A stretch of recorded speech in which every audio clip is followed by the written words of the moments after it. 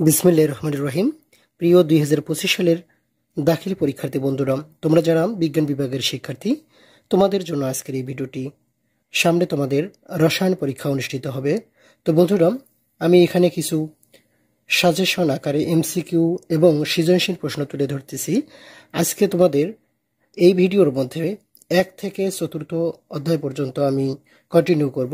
এরপরের ভিডিওতে দেখা যাক সম্পূর্ণ অধ্যায়গুলো দেয়া যায় কিনা। তো বন্ধুরা, প্রথমে শুরু করা যাক। দেখো, এমসিকিউ প্রশ্ন এখানে তোমাদের যে জিনিসগুলো খুব গুরুত্ব সহকারে পড়বে সেটি হচ্ছে, প্রথম ব্যবহৃত ধাতু হচ্ছে সোনা। কপার এবং টিন ধাতুর সংকর হচ্ছে ব্রোঞ্জ। তোমরা এটি মনে রাখবে যে বোতামটি কি বলতো, বোতামটি শব্দটা হচ্ছে বো বলতে হচ্ছে ব্রোঞ্জ, তা বলতে হচ্ছে তামা বলতে হচ্ছে কিন্তু কপার, এবং টি বলতে হচ্ছে টিন। তাহলে তোমরা কিভাবে মনে রাখবে এটি বলতো, বোতাম টি, অর্থাৎ কপার এবং টিন হচ্ছে কত, স্টেনম। ঠিক আছে। আচ্ছা, ব্রোঞ্জে এটি রয়েছে। এরপরে দেখো, আধুনিক রসায়নের জনক অ্যান্টনি ল্যাভোইসিয়ে, তোমরা সবাই জানো। দাহ্য পদার্থ যেটা জ্বলে ওঠে, অ্যালকোহল, তারপরে হচ্ছে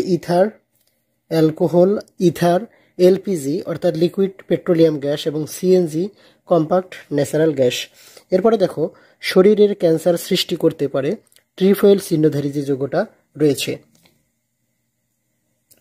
1 নম্বর দেখো, এখানে একটি চিহ্ন দেয়া আছে, ক্রস চিহ্ন। এই চিহ্ন দ্বারা কি বোঝায়? এই চিহ্ন দ্বারা হচ্ছে তোমাদের এটা উত্তেজক পদার্থ। কি পদার্থ? দেখো, ঘ নম্বরে রয়েছে উত্তেজক পদার্থ, এবং দেখো এটা ট্রিফয়েল বোঝায়। ট্রিফয়েল বলছে তেজস্ক্রিয় পদার্থ বোঝাচ্ছে। দেখো 2 এর হচ্ছে ক, এবং 3 নম্বর হচ্ছে, দেখো এটাও ঠিক তাই, এটা তেজস্ক্রিয় রেশি বোঝাচ্ছে। দেখো 3 এর হচ্ছে গ, এবং কাঠের অসম্পূর্ণ দহনের নিচের কোন গ্যাসটি উৎপন্ন হয়? এটা হচ্ছে গ নম্বর। দেখো কার্বন মনোঅক্সাইড, অর্থাৎ সিও দ্বারা কি বোঝাচ্ছে বলতো, কার্বন মনোঅক্সাইড। এটা হচ্ছে, তারপরে যখন নাইট্রোজেন ডাইঅক্সাইড, এটা রয়েছে কার্বন ডাইঅক্সাইড, তার সঠিক উত্তরটি হবে কার্বন মনোঅক্সাইড। এরপরে বন্ধুরা দেখো, ট্রিফয়েল চিহ্নটি 6 নম্বর হচ্ছে, ট্রিফয়েল চিহ্নটি প্রথম কোন দেশে ব্যবহৃত হয়? এটা হচ্ছে আমেরিকা। উত্তেজক পদার্থ সেটি হচ্ছে নাইট্রাস অক্সাইড। কি বলতো, নাইট্রাস অক্সাইড। নিচের কোন গ্যাস শ্বাসকষ্টের জন্য দায়ী? এটা শ্বাসকষ্টের জন্য দায়ী হচ্ছে কিন্তু নাইট্রোজেন। দেখো, এবং এই যে ক্লোরিনটা দেয়া আছে এটা কিন্তু ত্বকের জন্য দায়ী। হ্যাঁ। এরপরে দেখো 9 নম্বর হচ্ছে কাঠের প্রধান উপাদান যে সেলুলোজ, সেটা তোমরা সবাই জানো। বিস্ফোরক পদার্থ, অর্থাৎ বিস্ফোরক পদার্থটা হচ্ছে জৈব পারক্সাইড। 10 হচ্ছে ক, 10 কত বলতো, ক। পাকা আমে কি থাকে? পাকা আমে থাকে গ্লুকোজ এবং ফ্রুক্টোজ। কি বলতো, পাকা আমে থাকে গ্লুকোজ এবং ফ্রুক্টোজ। 1 এবং 3 সঠিক। এবং এটা আসতে পারে যে কাঁচা আমে কি থাকে? ম্যালিক অ্যাসিড এবং সাকসেনিক অ্যাসিড। ম্যালিক অ্যাসিড এবং কি বলতো, সাকসেনিক অ্যাসিড। এছাড়া দেখো, পেটে অ্যাসিডিটির জন্য দায়ী কিন্তু হাইড্রোক্লোরিক অ্যাসিড। এটা তোমরা পড়ে নেবে। তো প্রথম অধ্যায়ের এই ছিল এমসিকিউ সাজেশন। এখন দেখো দ্বিতীয় অধ্যায় তোমরা যেটি পড়বে সেটা হচ্ছে, হ্যালোজেনের মধ্যে কিন্তু আয়োডিন হচ্ছে কঠিন, ব্রোমিন হচ্ছে তরল, এবং ফ্লোরিন এবং ক্লোরিন হচ্ছে বায়বীয় পদার্থ। এরপরে তোমাদের যেটি মনে রাখতে হবে সেটা হচ্ছে, দেখো যে মোমের দহনে কিন্তু ভৌত এবং রাসায়নিক দুটো পরিবর্তন ঘটে। এটা তোমরা মনে রাখবে। মোমের দহনে কার্বন ডাইঅক্সাইড, জলীয় বাষ্প, তাপ এবং আলো উৎপন্ন হয়। এটি তোমাদের মনে রাখতে হবে। ইউরিয়া সারে গণনা হচ্ছে 130 ডিগ্রি সেলসিয়াস, গলনাঙ্ক পরিমাপ করা হয় 1 অ্যাটমসফিয়ার চাপে। এরপরে দেখো 1 নম্বর প্রশ্ন, এখানে তোমরা একটু পড়বে যে আমি টিক চিহ্ন দিয়েছি, তোমাদের এগুলো অবশ্যই পড়তে হবে কিন্তু। হ্যাঁ। বিশুদ্ধ সালফারের গলনাঙ্ক হচ্ছে, এখানে দেখো 119 ডিগ্রি সেলসিয়াস, কিন্তু সঠিক উত্তরটি হবে কিন্তু 115 ডিগ্রি সেলসিয়াস। নিচের কোন যৌগের আন্তঃকণা আকর্ষণ বল সবচেয়ে বেশি? তোমরা আণবিক ভর বের করবে। আণবিক ভর বের করা তোমরা সবাই জানো যে আণবিক ভর বের করার পরে যার পরিমাণ বেশি হবে সেটি হবে কি বলতো, দেখি সবচেয়ে আকর্ষণ বল বেশি। এখানে দেখো লবণের কিন্তু বেশি হবে। এরপরে দেখো কোনটার ব্যাপন হার বেশি? এখন এই যে অ্যামোনিয়া আছে, NH 3, তারপরে এখানে অক্সিজেন O2, নাইট্রোজেন আছে N2, তারপরে হাইড্রোজেন এখানে H2 আছে। এখন তোমরা এদের আণবিক ভর বের করবে। আণবিক ভর বের করার পরে যার আণবিক ভর কম হবে তার কিন্তু ব্যাপন এবং নিঃসরণ বেশি, এটা মনে রাখবে। আবারও বলতেছি, যার আণবিক ভর কম হবে তার ব্যাপন এবং নিঃসরণ বেশি। তাহলে কোনটির ব্যাপন হার বেশি? তাহলে এখানে দেখো হাইড্রোজেন, আমরা জানি হাইড্রোজেনের পারমাণবিক ভর 1, তাহলে H2 1 গুণন 2 মানে 2, তাহলে সবচেয়ে কম হচ্ছে কিন্তু হাইড্রোজেন। তাহলে হাইড্রোজেন যদি বেশি হয় তার ব্যাপন হবে বেশি। এরপরে দেখো কোন পদার্থটিকে তাপ দিলে কঠিন থেকে সরাসরি গ্যাসীয় অবস্থায়, আমরা জানি কোন পদার্থকে তাপ দিলে কঠিন থেকে গ্যাসীয় অবস্থায় যদি সরাসরি পরিণত হয় সেটাকে আমরা বলবো ঊর্ধ্বপাতিত পদার্থ। এখানে দেখো কপার সালফেট রয়েছে, চিনি রয়েছে, খাদ্য লবণ, তারপরে ঘরতে দেখো ন্যাপথলিন রয়েছে, তাহলে সঠিক উত্তর হচ্ছে ন্যাপথলিন। তোমরা তোমাদের ঊর্ধ্বপাতিত যে পদার্থগুলো আছে এটি একটি আমি ছন্দ দিচ্ছি, তোমরা এরকম ভাবে মনে রাখতে পারো যে কারিনা কাপুরের নামে নিশির আয়োজন অল ক্লাসিক বাংলা। আমি আবার বলতেছি, কারিনা কাপুরের নামে নিশির আয়োজন অল ক্লাসিক বাংলা। তো কারিনা বলতে হচ্ছে কার্বন ডাই অক্সাইড, কাপুর বলতে হচ্ছে কর্পূর, নামে বলতে হচ্ছে ন্যাপথলিন, কারিনা কাপুরের নামে নিশি বলতে হচ্ছে নিশাদল, বা যেটাকে অ্যামোনিয়াম ক্লোরাইড আমরা বলি নিশাদল। নিশির আয়োজন বলতে হচ্ছে iodine I2, iodine all classic বলতে হচ্ছে অ্যালুমিনিয়াম ক্লোরাইড, এবং বাংলা বলতে বেনজোইক অ্যাসিড। তো আশা করি তোমরা বুঝতে পেরেছো। এখন আমি তোমাদের এখানে দেখো 5 নম্বর 6 নম্বর, মোমে বিদ্যমান থাকে হাইড্রোজেন কার্বনেন। হ্যাঁ, মানে এখানে দেখে কার্বন এবং হাইড্রোজেন 6 ক, কোনটির ব্যাপন হার বেশি? তোমরা এটা অবশ্যই আণবিক ভর বের করার পরে যার কম হবে সেটি হবে। 8 ঠিক তাই। কোনটি ঊর্ধ্বপাতিত পদার্থ? কিছুক্ষণ আগে আমি বলছি দেখো ক্যালসিয়াম ক্লোরাইড এটা হচ্ছে না, সোডিয়াম ক্লোরাইড এটা হচ্ছে না, তারপরে বলছে এখানে দেখো অ্যামোনিয়াম ক্লোরাইড যেটাকে নিশাদল বলা হয়, 9 হচ্ছে গ। বন্ধুরা এখানে দেখো কোন পদার্থটা আন্ত আণবিক শক্তি বেশি, তাহলে বেশি হবে দেখো লোহা। এটা নিশাদল এবং চুনের মিশ্রণ কোন গ্যাস উৎপন্ন হয়? তো নিশাদল হচ্ছে অ্যামোনিয়াম ক্লোরাইড, এবং চুন তোমরা জানো যে ক্যালসিয়াম অক্সাইড, এটি যদি বিক্রি করে তাহলে এখান থেকে আমরা অ্যামোনিয়া পাবো, NH3 পাবো। তারপর দেখো বাসাবাড়িতে জ্বালানি হিসেবে সিলিন্ডারে কোন গ্যাসটি ব্যবহার করা হয়? সেটা হচ্ছে উচ্চ চাপে সংকোচিত প্রোপেন এবং বিউটেন, এটা তোমার অবশ্যই মনে রাখতে হবে। এরপরে হচ্ছে এক বায়ুমণ্ডলী চাপে অর্থাৎ 1 অ্যাটমসফিয়ার বরফের গলনাঙ্ক যে 0 ডিগ্রি সেলসিয়াস, সেটা তোমরা সবাই জানো। পানির স্ফুটনাঙ্ক 100 ডিগ্রি সেলসিয়াস, -5 ডিগ্রি এ পানি বরফে পরিণত। তোমরা জানো 0 ডিগ্রি যদি 0 ডিগ্রি নিচে হলে সেটা বরফে পরিণত হবে। তাহলে 1, 2 সঠিক উত্তর। এরপরে তুমি একটু লেখো, গতিতত্ত্বের সাহায্যে ব্যাখ্যা করা যায়, পদার্থের অবস্থা ব্যাখ্যা করা যায়, কণার চলাচল ব্যাখ্যা করা যায়, ব্যাপন ব্যাখ্যা করা যায়। তাহলে সবগুলো উত্তরে সঠিক। আশা করি তোমরা এই দ্বিতীয় অধ্যায়ের এই প্রস্তুতিটা নিবে। এরপরে আমরা তৃতীয় অধ্যায় নিয়ে আলোচনা করব। বন্ধুরা তোমরা একটু লক্ষ্য করো, এখানে তৃতীয় অধ্যায় পদার্থের গঠন। তো পদার্থের গঠনের মধ্যে এই যে সৃজনশীলটি দেখা যাচ্ছে, দেখো এই সৃজনশীলটি কিন্তু খুবই গুরুত্বপূর্ণ, তোমাদের অবশ্যই কিন্তু পড়তে হবে, অবশ্যই পড়তে হবে। ওকে, এরপরে দেখো 2 নম্বর যে সৃজনশীলটি রয়েছে, এটা রয়েছে NH3 অর্থাৎ অ্যামোনিয়া। এরপরে দেখো সালফার ডাইঅক্সাইড রয়েছে, এখানে হাইড্রোক্লোরিক অ্যাসিড রয়েছে। এখানে কপারের লেটিন নাম লিখো, এটা হচ্ছে কাফরাম। আর্গন একটি নিষ্ক্রিয় গ্যাস কেন? এটা তোমরা পড়বে 18 নম্বর গ্রুপের মূলগুলো। হ্যাঁ, 18 নম্বর গ্রুপের মূল হচ্ছে আর্গন। তাহলে 10 গ্রামের মধ্যে অণুর সংখ্যা হিসাব করো। উদ্দীপকের গ্যাসীয় পদার্থগুলোর ব্যাপন হার, এটিও খুবই ইম্পর্টেন্ট। হ্যাঁ, আমার কাছে মনে হয়েছে। এরপরে দেখো তিনের তোমরা কিন্তু এই যে আপেক্ষিক পারমাণবিক ভর দেওয়া আছে, আইসোটোপদের শতকরা পরিমাণ, এখান থেকে তোমরা এই গ নম্বরটা কিন্তু অবশ্যই পড়ার চেষ্টা করবে। গ নম্বর। হ্যাঁ, এরপরে 4 নম্বর প্রশ্নটি দেখো রয়েছে। হ্যাঁ, এখানে দেখো নিউক্লিয়াস দেওয়া রয়েছে, কেন্দ্র রয়েছে, এটা কে সেল, তারপরে এল সেল এবং এম সেল, তোমরা সবাই জানো একটি পরমাণুর গঠন দেওয়া আছে। তো এখান থেকে এই যে প্লাঙ্কের ধ্রুবকটা আছে, এই প্লাঙ্কের ধ্রুবকটা কিন্তু তোমাদের অবশ্যই মনে রাখতে হবে। 6.626 গুণন 10⁻⁻³ metre square KG per second. পাইয়ের মান তোমরা জানো যে 3.1416। হ্যাঁ, এখন দেখো উদ্দীপকের যে মডেলটি রয়েছে, এই মডেলটির সাফল্য ও ব্যর্থতার তুলনামূলক বিশ্লেষণ করে, এটা বোর পরমাণু মডেল বলছে, তোমরা এটা পড়বে ভালো করে। হ্যাঁ, এরপরে দেখো এখান থেকেও দেখো এই যে প্রশ্নটা বলছিলাম গ নম্বর, যে এখান থেকে এই যে গ নম্বরটা তোমাদের অবশ্যই করতে হবে। তাহলে আশা করি অধ্যায় 3 থেকে যে প্রশ্নগুলো, না অধ্যায় 3 থেকে যে প্রশ্নগুলো সেটা তোমরা কমন পেতে পারো। এখন দেখো এমসিকিউর জন্য তোমরা মনে রাখবে যে এ পর্যন্ত আবিষ্কৃত মৌলের সংখ্যা 118টি। হ্যাঁ, প্রকৃতিতে পাওয়া যায় 98টি এবং গবেষণাগারে বা কৃত্রিম আকারে পাওয়া যায় হচ্ছে 20টি মৌল। আমাদের শরীরে বা মানব শরীরে বিদ্যমান মৌলের সংখ্যা হচ্ছে 26টি। তোমরা এটা পড়বে। সোডিয়ামের লেটিন নাম হচ্ছে নাট্রিয়াম। টাংস্টেন এটা হচ্ছে উলফ্রাম থেকে নেওয়া আছে ডব্লু।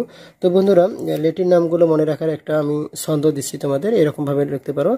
সে পাঠাইলো আমার কাপড় সিলেট থেকে, এর জন্য তার গোল্ড মার্কার লাগবে। আমি আবার বলতেছি, সে বলতে সোডিয়াম, পাঠাইলো বলতে পটাশিয়াম, আমার বলতে আয়রন, সে পাঠাইলো আমার কাপড় বলতে হচ্ছে কপার, আমার কাপড় সিলেট থেকে সিলভার, থেকে বলতে হচ্ছে টিন। হ্যাঁ, এর জন্য বলতে হচ্ছে অ্যান্টিমনি, তার বলতে হচ্ছে টাংস্টেন। হ্যাঁ, গোল্ড বলতে হচ্ছে গোল্ড, তোমরা সেটা জানো। গোল্ড মার্কার বলতে মার্কারি, লাগবে বলতে হচ্ছে লেদ। এখন দেখো,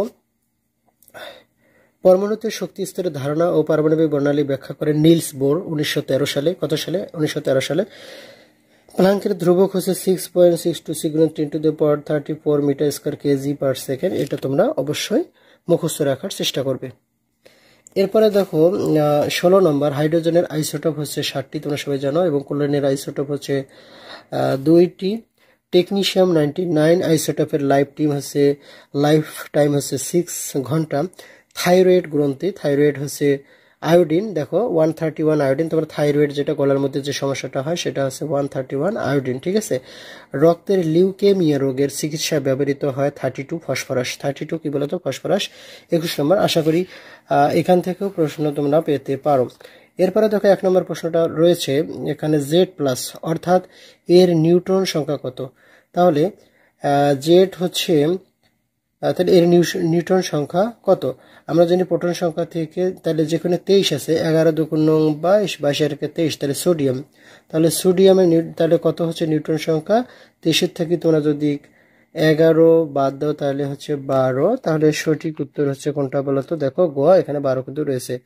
কোন মৌলের নামকরণ ল্যাটিন ভাষায় নেওয়া হয়েছে? দেখো কাফরাম থেকে নেওয়া হয়েছে। তাহলে সঠিক উত্তর হচ্ছে 2 এর হচ্ছে ক। 2 এর হচ্ছে মানে কোন মৌলের নামকরণ ল্যাটিন ভাষায় করা হয়েছে? হ্যাঁ, ক্যাডমিয়াম। এখানে হচ্ছে কপার হবে। আচ্ছা, লিউকেমিয়া রোগের চিকিৎসায় কিছুক্ষণ আগে আমরা বলেছি হচ্ছে 32 ফসফরাস। মানুষের শরীরে কত ধরনের? 26 ধরনের মৌল রয়েছে। 5 নম্বর দেখো, প্রোটনের প্রকৃত। প্রোটন আছে তাহলে অবশ্যই প্লাস। পি এর ইলেকট্রন বিন্যাসের এম শক্তি স্তরের ইলেকট্রন। পি বলতে হচ্ছে ফসফরাসের সিলিকন 14, ফসফরাস হচ্ছে 15। তো তোমরা কে এল এম, কে বলো তো কত? কে এল এম, তাহলে প্রথমটাতে 2টা থাকে, তারপরেটা থাকে 8টা, তাহলে 10টা, বাকি থাকে 5টা। তাহলে দেখো এখানে খ রয়েছে, 6 এর খ। তারপর টিউমারের উপস্থিতি নির্ণয় নিরাময় তেজস্ক্রিয় আইসোটোপ ব্যবহৃত হয়। টিউমার জানা আছে 60 কোবাল্ট। তারপরে এত আয়রনের ক্ষেত্রে দেখো, কোনো মৌলের উপরের বাম দিকে যেটি থাকে সেটি হচ্ছে ভর সংখ্যা, এবং নিচে বাম দিকে যেটি থাকে সেটি হচ্ছে প্রোটন সংখ্যা। তাহলে এখানে প্রোটন 19টি, ইলেকট্রন হচ্ছে 20টি। যদি প্লাস আয়ন থাকে তাহলে পারমাণবিকের সংখ্যা থেকে, অর্থাৎ প্রোটন সংখ্যা থেকে যত প্লাস থাকবে তত বাদ দিতে হবে, তাহলে সেটি আমরা ইলেকট্রন সংখ্যা পাবো। তাহলে 19 থেকে 1 বাদ যাবে, হবে 18। হ্যাঁ, তাহলে তাহলে দেখো প্রোটন কিন্তু 19টি, এটা ঠিক আছে। কত ঠিক আছে? কত কিন্তু দেখো ইলেকট্রন ঠিক নেই। গতে আবার দেখো ইলেকট্রন 18টি, নিউট্রন তাহলে 39 থেকে যদি আবার 19 বাদ দিই তাহলে হবে 20 হবে নিউটন, তো এটা নাই। ইলেকট্রন 18টি। হ্যাঁ, তাহলে 19 থেকে 1 বাদ দিলে ইলেকট্রন 18টি এবং নিউট্রন 20টি, অর্থাৎ 39 থেকে 19 বাদ দিলে সেটি হচ্ছে নিউট্রন সংখ্যা। তাহলে 8 এর হচ্ছে ঘ। তোমরা, আমি দেখতেছি 9 নম্বর তোমরা এটা পড়ে নেবে, 10 পড়ে নেবে, 11 পড়ে নেবে, 12, 13, 14, 15, 16, 17, 18, 19, 20, এগুলো কিন্তু তোমরা অবশ্যই পড়ে নেবে। আমি এই যে উত্তরগুলো শেষে দিয়ে দিচ্ছি, তোমরা কিন্তু এটা অবশ্যই পড়ে নেবে। এরপরে দেখো 21 নম্বর দেওয়া আছে, তোমরা সবাই এটা জানো, এগুলো করি। খাদ্য সংরক্ষণে কোন আইসোটোপ? তাহলে 60 কোবাল্ট। তাহলে পটাশিয়াম নাইট্রেট, তাহলে পটাশিয়ামের আমরা জানি পটাশিয়ামের যোজনী হচ্ছে 1। হ্যাঁ, পটাশিয়াম এটা হচ্ছে গ্রুপ 1 এর মোল। তাহলে 23 দেখো, তোমরা এখানে দেখো ঘ আছে, পটাশিয়াম এবং নাইট্রাইট, NO2 হচ্ছে নাইট্রাইট, আর NO3 যদি থাকে তাহলে হবে নাইট্রেট। আচ্ছা, তো এখন 24 নম্বরটা তোমরা একটু দেখো, 25 দেখো, 26 দেখো, 27, তারপরে 28 দেখার পরে এখানে দেখো টাংস্টান যেটা উলফ্রাম ডব্লু, হ্যাঁ এখান থেকে আর নেই। এই যে 35 নম্বরটা তোমরা একটু দেখো, 36 নম্বরটা দেখো, ঠিক আছে। আশা করি তোমরা এই প্রশ্নগুলো খুব সুন্দরভাবে পড়ে নেবে। এরপরে বন্ধুরা দেখো পর্যায় সারণী অধ্যায় 4, এখানে যে সৃজনশীল প্রশ্নটা আমি একটু দাগায় দিছি, তোমরা এটি পড়বে। দেখো দারুন নাজাত সিদ্দিকিয়া কামিল মাদ্রাসা ঢাকাতে এসেছিল এই প্রশ্নটি। ঊর্ধ্বপতন কাকে বলে, তোমরা সেটা পড়েছো যে কঠিন পদার্থকে তাপ দিলে তা সরাসরি বাষ্পে পরিণত হয়, হ্যাঁ তরলে পরিণত না বাষ্পে পরিণত হয়। পটাশিয়ামের 19তম ইলেকট্রনটি 3D উপস্তরে না গিয়ে 4s এ কেন যায় সেটাও তোমরা জানো, যে 3D অরবিটাল এসে 4s অরবিটালের মান কম, সেজন্য আগে 4s এ যায়। এরকম ভাবে তোমরা পড়ে নেবে। এবং 2 নম্বর যে প্রশ্নটি আছে দেখো দাখিল পরীক্ষা 2021 সালে এসেছিল, তোমরা এটি খুব সুন্দরভাবে পড়ে নেবে, ঠিক আছে। আচ্ছা এখন এই যে 4 নম্বর প্রশ্নটি তোমরা একটু দেখো। 4 নম্বর, আধুনিক পর্যায় সূত্রটি অবস্থান্তর মূল বলতে কি বোঝো? তোমরা জানো 3 থেকে 12 নম্বর গ্রুপের মূলগুলোকে অবস্থান্তর মূল বলে, ডিবলক মূল বলা হয় এদেরকে। তো তোমরা এটা পড়ে নেবে। এরপরে দেখো এই যে তোমাদের এখানে 2 নম্বর যে আমি রাইট চিহ্ন দিচ্ছি, লাভ হয়েছে তৈরি করতে মৌলের থেকে 33টি, এটা খুবই ইম্পর্টেন্ট। অষ্টক তত্ত্ব জন নিউটন। মেন্ডেলিফের পর্যায় সূত্র প্রদান করে 1869 সালে। মেন্ডেলিফের পর্যায় সারণীর মূল ভিত্তি হচ্ছে ভর সংখ্যা। এখান থেকে আমার কাছে যেটি মনে হয়েছে সেটি হচ্ছে পর্যায় সারণীর মূল ভিত্তি ইলেকট্রন বিন্যাস। 10-11 ইলেকট্রন আসক্তি সবচেয়ে বেশি হচ্ছে হ্যালোজেন মূলগুলোর। তড়িৎ ঋণাত্মকতা সবচেয়ে বেশি হচ্ছে ফ্লোরিনের গ্রুপ। এরপরে দেখো তামা, রূপা, সোনা এগুলো হচ্ছে মুদ্রা ধাতু। হ্যাঁ মুদ্রা ধাতু তোমরা মনে রাখার একটু ছন্দ বলে দিচ্ছি, সেটা আছে কাপটি সিলভার গোল্ডের। কাপটি কি বলতো? সিলভার গোল্ডের। কাপ বলতে হচ্ছে, তো বন্ধুরা এখানে দেখো পর্যায় শ্রেণী 3 থেকে 12 নম্বর গ্রুপের মূলগুলোকে ডিবলক মূল বা অবস্থান্তর মূল বলে, তোমরা এটাও পড়ে নেবে। এরপরে দেখো 1 কোনটি অবস্থান্তর মূল? তাহলে এটি হচ্ছে সিলিকন, আয়রন। সিলিকন পর্যায় সারণীর কয় নম্বর গ্রুপে অবস্থিত? এটা হচ্ছে 14 নম্বর। হ্যাঁ যেমন কাবা শরীফে গেলে সোনা পাবে, এরকম মূলগুলো রয়েছে এখানে। আয়নীকরণ শক্তি কোনটির বেশি? বন্ধুরা তোমরা একটু, আমি একটি ছন্দ দিচ্ছি, সেটা হচ্ছে পর্যায়ভিত্তিক ধর্ম। সেটা মনে রাখবে এরকম ভাবে যে আমার ইলেকট্রন আসক্তি তোমাকে অধাতব বানাইলো। আমি আবারও বলতেছি, আমার ইলেকট্রন আসক্তি তোমাকে অধাতব বানাইলো। আমার বলতে আয়নীকরণ শক্তি, আমার ইলেকট্রন আসক্তি, তো ইলেকট্রন আসক্তি তোমরা জানো। আমার ইলেকট্রন আসক্তি তোমাকে বলতে তড়িৎ ঋণাত্মকতা, অধাতব বলতে অধাতব ধর্ম, বানাইলো বলতে বাড়ে। অর্থাৎ পর্যায় সারণীর বাম থেকে ডান দিকে গেলে এই জিনিসগুলো বাড়ে, আমি যেটা বললাম এগুলো বাড়ে।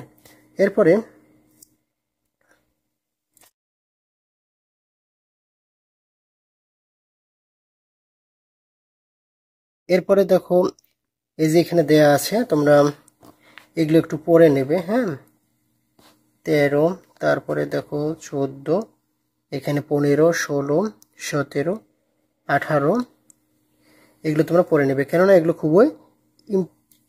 এখন দেখো এই 36 নম্বর পড়বে, তারপরে হচ্ছে 36-এর পরে তোমরা, আচ্ছা যাই হোক এই 36 নম্বরটা তোমরা একটু ভালো কি পড়বে। তো আশা করি তোমরা এগুলো পড়বে এবং আগামী পরীক্ষা যাতে তোমাদের খুবই ভালো হয় সে দোয়া করি। আজকের মতো এখানে শেষ করছি। আল্লাহ হাফেজ।